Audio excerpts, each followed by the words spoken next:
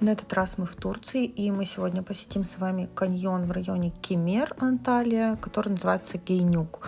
Это достаточно популярное место для туристов, кто отдыхает в этом районе. Вообще каньонов в Турции достаточно много, это вот один из них. Многие люди ездят туда на маршрутках, на такси, еще каким-то образом добираются. В принципе, если отдыхаете в Кемере, то это не настолько уж далеко, но я не представляю, как можно добраться туда на общественном транспорте, потому что остановка находится вот примерно у этого входа, который был на первых кадрах, и оттуда еще очень долго идти пешком. Это, наверное, возможно, но по жаре 40 градусов мне трудно себе это представить. С нами был Петя и еще 2 мамы, поэтому у нас было достаточно много, и мы решили арендовать машину.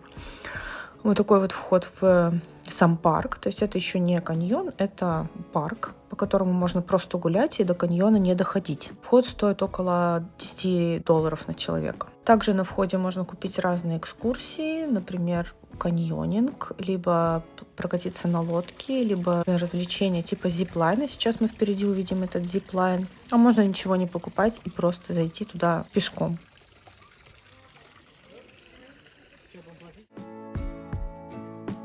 Вот мы идем по этой тропинке, там везде разные такие знаки, типа ресторан 100 метров, вода 100 метров и так далее. Но на самом деле они, конечно, преувеличены, там гораздо больше, чем 100 метров. Как-то вот они, мне кажется, сокращают расстояние, чтобы ты не отчаивался и шел вперед.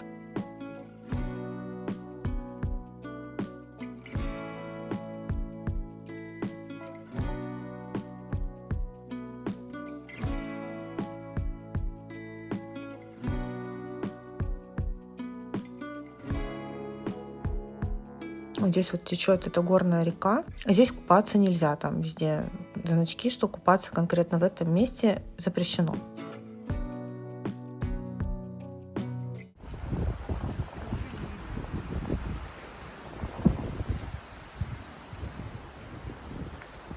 Ну такой он страшноватый.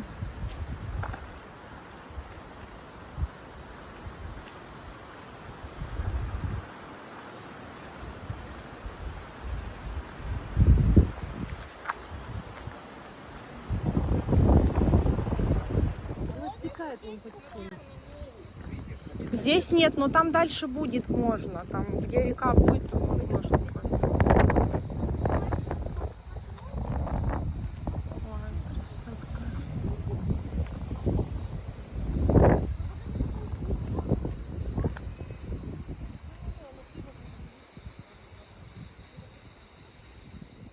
Вот здесь сделана такая запруда, она, скорее всего, искусственная, потому что видно, там она с левой стороны завалена, и вот эта вот голубая вода очень красиво смотрится, под солнцем она вот так вот светится. Опять же надпись, что купаться конкретно здесь запрещено. Там есть куда идти, да, показывает? Здесь, а дальше что в конце еще туалет. Вот 2 километра. 100%. Так, а что, в кальян пошли? А в кальянную, да, думаешь? Тур, лодка, машина, кальян. Это, наверное, экскурсия, нет?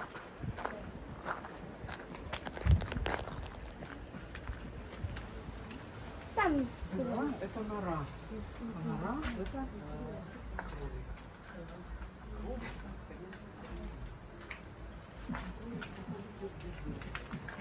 Ну, то есть это дерево получается?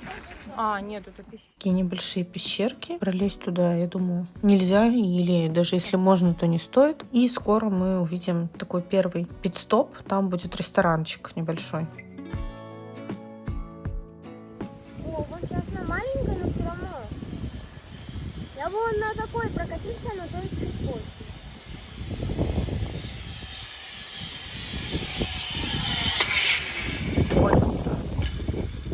Типа подхватывает и... Непосредственно здесь продают билетики на зиплайн. Петя хотел прокатиться, но мы все-таки ему не разрешили. Выглядело это небезопасно.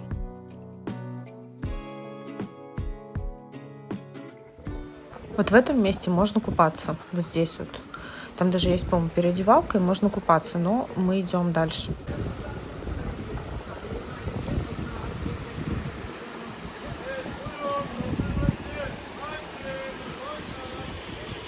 Живой. Хочешь фото?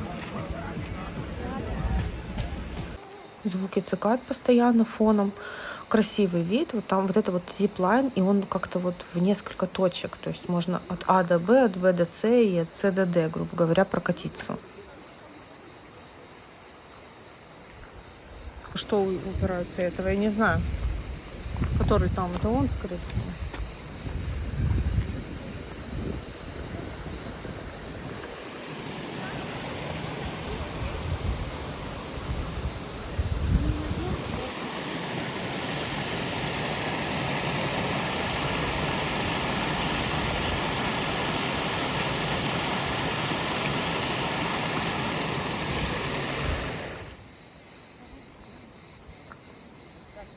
А как вы думаете, кто это?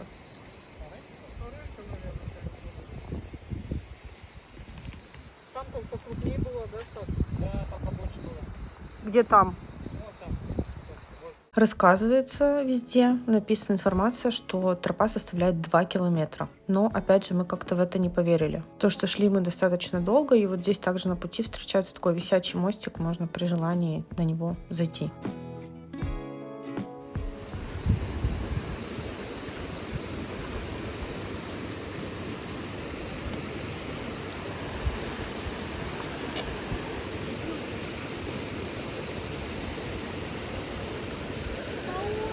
Да, по очереди. Иди.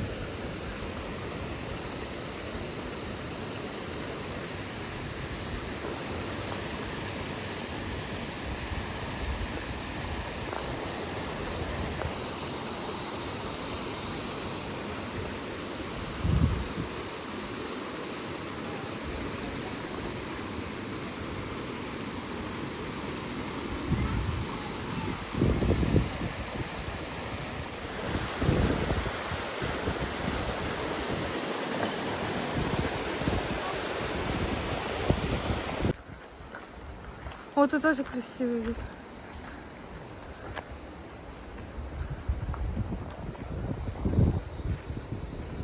Мы все продолжаем идти. Также, если вы купили на входе экскурсию или уже приехали с какой-то экскурсионной группой, вас могут на таких больших машинах, типа внедорожниках, довести до вершины. Это займет гораздо меньше времени и будет гораздо более комфортно, чем идти пешком, потому что там жарко, это горная дорога, и кому-то это бывает тяжело преодолеть все это расстояние. Там нет особо никаких скамеек, только вот уже ближе, чем половина пути, может быть, там около 700 метров или 800 остается, и там будет лавочка.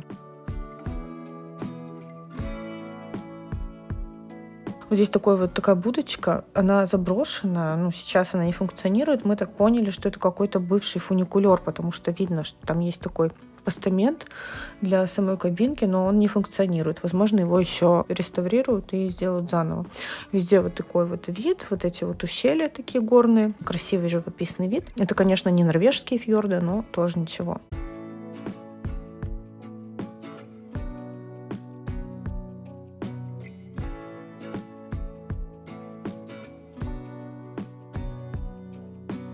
И вот мы наконец-то доходим до места нашего назначения. Здесь также все достаточно прилично. Здесь как раз видно эту машину, на которых возят туристов туда-обратно. Здесь кафе, комфортно, можно отдохнуть для уставшего туриста, прям идеально.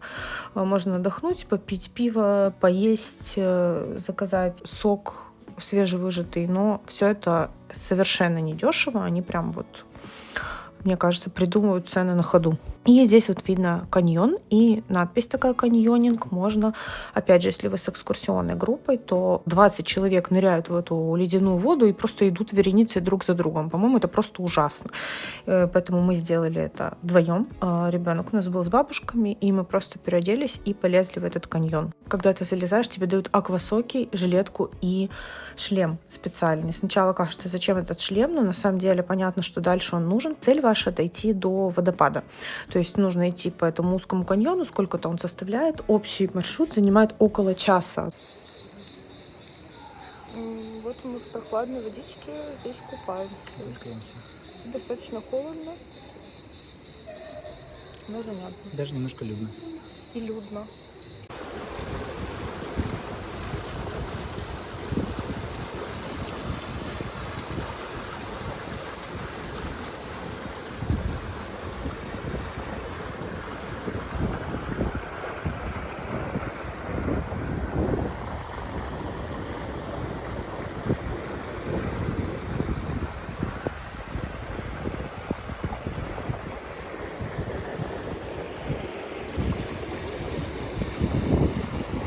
классная.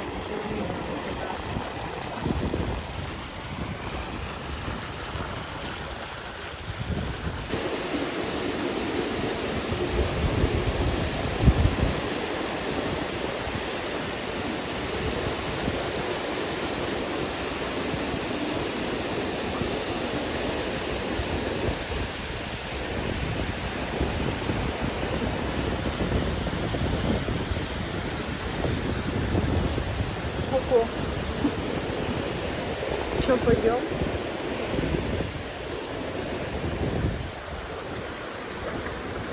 Здесь видите, это как-то собирается. Ну да. Тут не везде глубоко. Где-то здесь можно стоять на таких насыпях, где-то есть камни и такие привальчики небольшие.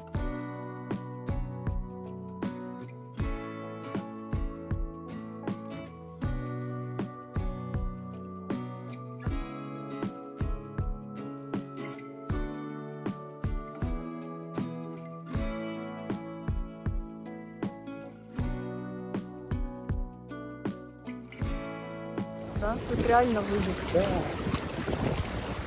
Даже мы смогли. Туда же мы. Вполне себе уже. Так еще слышу эту страшную пещеру. И лестницу еще надо пойти. Нет, это да, я имею в виду. Осторожно, здесь скользкий камень справа. Слева пойду. Стоимость такой экскурсии на двоих у нас тоже мы заплатили около 40 евро. Ты везде платишь, если карточкой, то платишь в лирах, и она просто конвертируется, как обычно.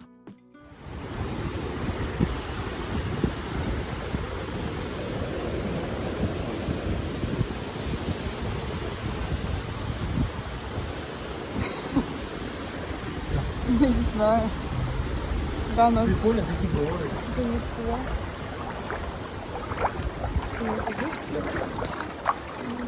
Очень страшно.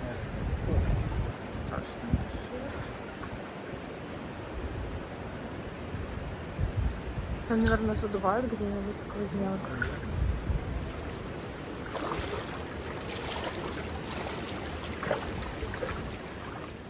И в стоимость вот этого вот билета в каньон входит обратная доставка тебя на вот этом джипе, на внедорожнике вниз ко входу.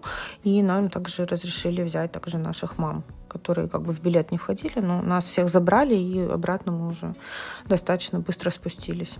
Дальше садимся опять в наш арендованный автомобиль и едем в сторону нашего отеля. Ехали мы от нашего отеля где-то около получаса, 25-30 минут. Вот такие вот виды. Это какой-то из городков. Честно говоря, я уже забыла, то ли это сам Гейнюк, то ли это уже Кемер. Можно посмотреть, как выглядит такой базовый городок в туристической зоне.